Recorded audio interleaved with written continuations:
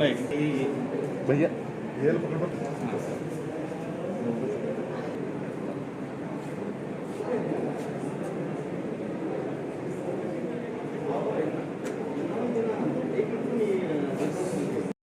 Covid का main reason क्यों है बढ़ने का कि एक तो सबसे बड़ा टेंशन आता है कि मुझे कोविड हो गया, ये डर।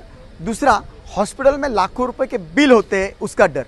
हमने ये व्यवस्था तैयार की है ऑक्सीजन का प्लांट लगवा कर, क्योंकि ऑक्सीजन मिल नहीं रहा है मार्केट में, ये भरना ना पड़े।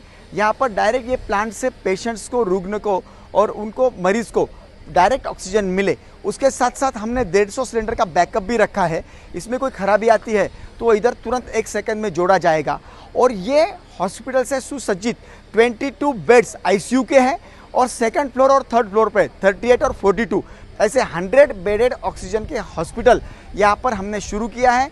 हमारी कॉन्स्टिट्यूंसी अब मरीजों का ख्याल रखने के लिए सुसज्ज है। सेकंड वेव, थर्ड वेव, कोई भी वेव आई तो हम उसका सामना करेंगे। लसीकरण, वैक्सीनेशन जो है वो भी होना चाहिए। मैं सबसे दरख्वास्त करूंगा कि वैक्सीनेशन करवा लें। हमारे मतदार संघ में हमारे सारे दोस्त घर घर जाकर उनका रजिस्ट्रेशन कर रहे हैं और जैसे ही वैक्सीनेशन लस उपलब्ध होती है उनका लसीकरण भी किया जाएगा। ये सुविधा कैसी रहेगी? कौन सी सुविधा? ये सब मुफ्त रहेगी? ये सारी सुविधाएं यहाँ पर ऑक्सीजन बेड, आईसीयू बेड और जितनी भी सुविधाएं हम दे रहे, लैबोरेटरी है, सारी जो घाटी में से बाहर लाना पड़ता उतना छोड़कर यहाँ पर कि हमारे खुद के हॉस्पिटल की सुविधाएं सारी मुफ्त है। के विधायक श्री प्रशांत जी बम, इन्होंने 100 खाटों का एक कोविड केयर सेंटर खोला है। ये कोविड केयर सेंटर के बजाय मैं बोलता हूँ एक कोविड हॉस्पिटल खोला है, जिसमें वेंटिलेटर्स है, जिसमें बायबैक मशीन है, जिसमें O2 बेड्स है। और ये O2 बेड्स 100 O2 बेड का ये हॉस्पिटल है। ये बहुत ही सुसज्ज ऐसा हॉस्पिटल है। मैं भारतीय जनता पार्टी का खासदार होने की वजह से उनका पहले अभिनंदन करता हूँ। ऐसा हॉस्पिटल ग्रामीण क्षेत्र में खोलने वाले आमदार प्रशांत बम जी पहले विधायक हैं और इस हॉस्पिटल में जो कोई सुविधा है वो फ्री में है।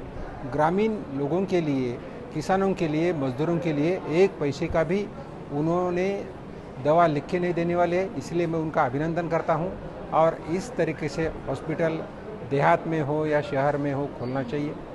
भारतीय जनता पार्टी के राष्ट्रीय अध्यक्ष माननीय JP नड्डा जी तथा भारतीय जनता पार्टी के प्रदेश अध्यक्ष माननीय चंद्रकांत दादा पाटिल जी और हमारे नेता माननीय देवेंद्र फडणवीस जी, इन्होंने भी ऐसे विविध लोगों के लिए, सुविधा के लिए एक महाराष्ट्र में टास्क फोर्स बनाया है। जिस टास्क फोर्स एक हेल्पलाइन बोल के काम कर रही है, जिसमें रुग्णों के लिए ऑक्सीजन बेड हो, वेंटिलेटर बेड हो, मेडिसिन के कुछ भी या एम्बुलेंस के कुछ ज़रूरत हो तो हम उनके लिए सुविधा मिला के देते हैं। ये हमारा काम है। वैसा महाराष्ट्र और मराठवाड़ा में भी एक टास्क फोर्स की कमेटी बन चुकी है।